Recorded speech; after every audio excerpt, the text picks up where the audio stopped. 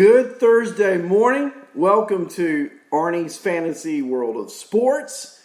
We've got a lot to talk about today. We've got maybe some comebacks in the LCSs. Did you guys watch the Dodgers last night? 30 minutes into the game, the Dodgers led 11-0. The game was over. It's 2-1 now in the best of 7. And today the Dodgers send out Clayton Kershaw. I think about Kershaw and I think about the ghost of Christmas past, or the ghost of Fall Classic past, rather, and how he has struggled throughout his career come playoff time. Well, today, it's a day of redemption for the best that the Dodgers have and have had for some time now. When you think about great Dodger pitching, you think about the Koufax era, the Drysdale, the 70s with Sutton and John, the 80s with Valenzuela and Hershiser, and now you've had Kershaw at the top of his game, going through injuries, pitching through them, and last night the Dodger bats just, wow. I mean, can you imagine how the Braves must have felt 30 minutes into the game? And there was a question asked of Braves starter Kyle Wright, did he want to forget last night's game? And his response was, no, I want to learn from it. Now, that's some maturity right there. So, looking at that game last night, 15-3 final score. The Braves scored 2 in the bottom of the ninth, but the game was over before it started. 11 in the first, 1 in the second, 3 in the third. The Dodgers would not score anymore the rest of the game, but then again, they didn't have to. I mean, it was total domination from start to finish. And pitching last night for the Dodgers, you had Urias go 5 innings, 5 strikeouts. He did give up 1 home run. But look, they saved that bullpen. Now, Jansen did pitch the 6th. Baez pitched the 7th. Wood pitched the 8th. Kolarek pitched the 9th. Pitching-wise, Urias did throw 101 pitches. There was some discussion on Twitter last night. Should the Dodgers just take Urias out of the game and save him for it? No. I mean, if the Dodgers can score 15 in 3 innings, well, the Braves could have scored 15 in 6. I know it's probably not likely. But what if you take out a pitcher who's pitching strong with a huge lead and then you lose the game? Can you imagine the criticism that would have been husked onto Dave Roberts' shoulders had he taken Urias out of the game and they lose the game and go down 3-0? No, you don't do that. He did the right thing. He left the kid in the game. He pitched a whale of a game. The Braves, I told you right, pitched 2/3 of an inning. Or maybe I didn't tell you that, but I told you he's a starter. He gave up 7 earned runs. And the Braves bats, well, they just weren't there. They hit 7 hits last night. When you get down 15-0, what is the level of intensity? I don't know. But I do know this. Today is another day. And at 8:08 p.m. tonight, Kershaw goes against rookie Bryce Wilson in Game 4.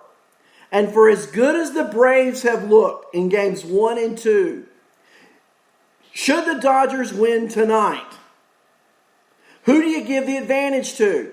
Then you're 2-2. Now the Braves would have their best pitchers coming back for 1 more start each. That's true. But the fact that Atlanta was owning LA in Games 1 and 2. Last night it was a beatdown of monumental proportions. What will tonight be like? This will be a huge test for Bryce Wilson. Kershaw has been down this road before. We shall see. It'll be interesting. I can't wait. Before that, though, last night, if you watched the Astros, the Astros came back and beat Tampa 4-3. Springer hits his 18th career postseason home run, tying Mantle and Jackson, Mickey and Reggie. Altuve and Springer both hit their 18th career postseason home runs, tying Mickey and Reggie. How many of you guys, okay, let's talk fantasy for a moment. How many of you out there have owned George Springer in your regular season fantasy leagues and been very disappointed?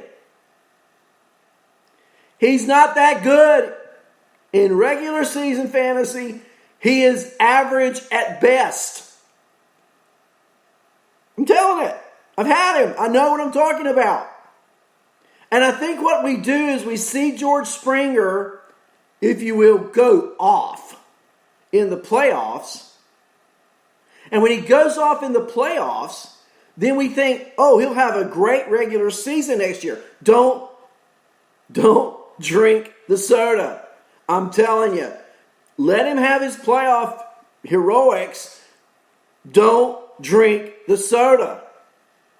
I will not draft him early. Now, would I draft him late? Sure. You know, I'm sitting here talking. I haven't really thought about who would I compare him to.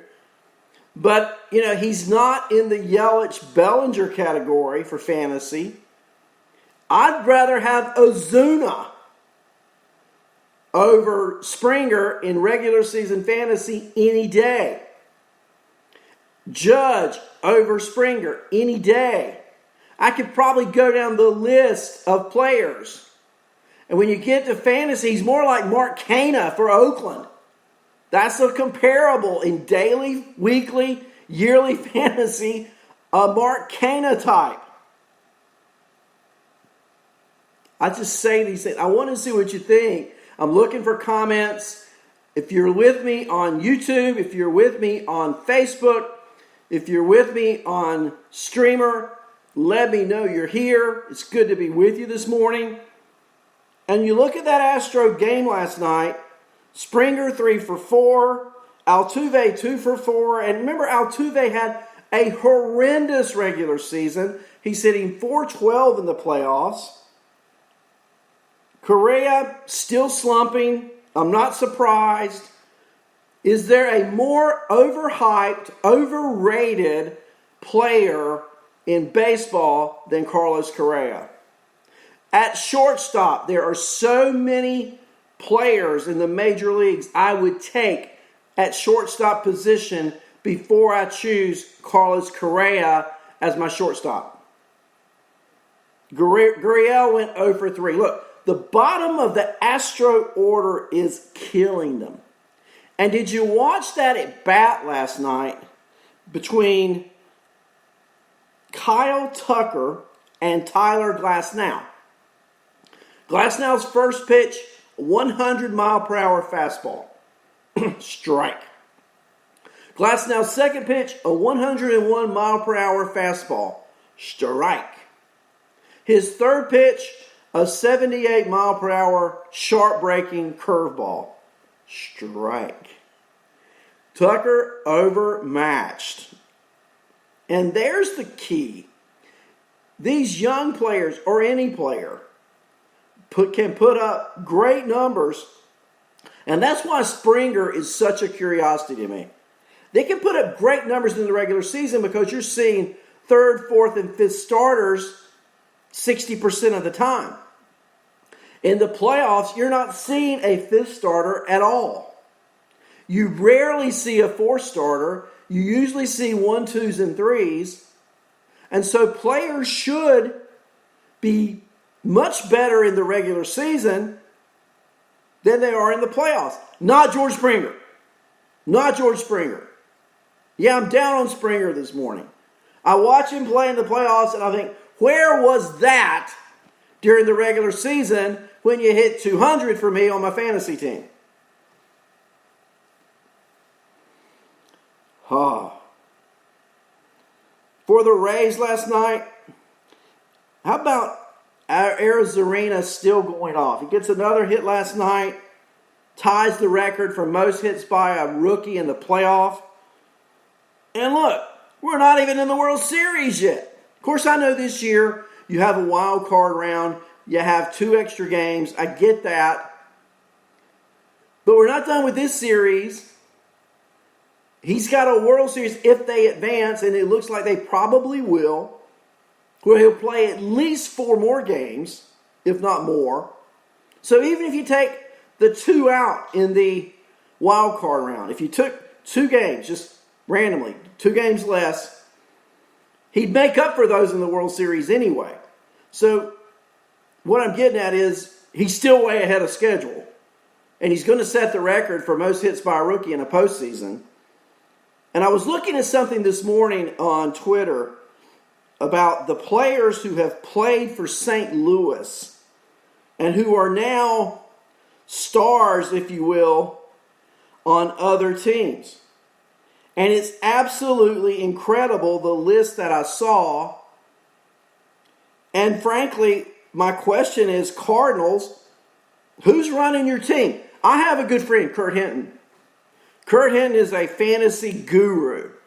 He's also a very smart human being. Add to that a great person, okay? But at any rate, he's a die-hard Cardinals fan. He lives and breathes the Cardinals to the death with the Cardinals. And he'd be a martyr for the Cardinals. You get where I'm going with this.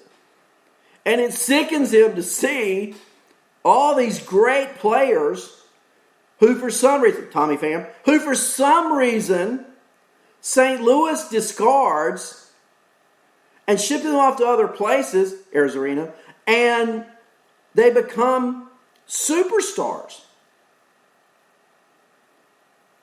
Who's doing the scouting in St. Louis? And could it possibly be that's a reason why the Cardinals are watching from the same vantage point I am?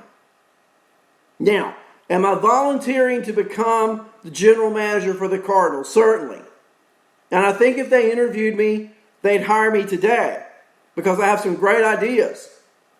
But one of the ideas is these players who can hit, play them. Arizona, he can hit, he can field, he can run. And he was never given a chance with the Cardinals. So if you thought I was going to sit here and just talk about playoff baseball, no. Amy Helmore Kane, that'd be great. I agree. So Amy, why don't you call the Cardinals and say, look, I got this really good friend, Arnie Jones, and he would be an incredible GM. How about that? Let's talk about the Braves a little bit more in that series with the Dodgers, because to me, the Astros and the Rays may well end today. I thought the Astros might win 1 game. They may win 2. But let's face it, Tampa has much superior pitching, much superior bullpen. They're going to advance. They're going to be in the World Series. But the Braves-Dodgers series is so intriguing. And to me, I liken it to a roller coaster. The team that's up today may be down tomorrow. The Dodgers could win tonight, and I think they will. Amy, I know you don't like to hear that. But I think the Braves will recover and win Game 5. Now, to me, there are the most critical games in a 7-game series, and we could debate this all day, but the most critical games are the odd-number games. Odd-numbered games are more significant than even-numbered games. First of all, there are more of them. And if you win the odd-numbered games, you win the series. That's easy math. But the swing game. So the Dodgers win today. And you go to a Game 5. Huge game. Huge. Because then you go up 3-2. And if you look at Game 5, I don't think either team has named a starter.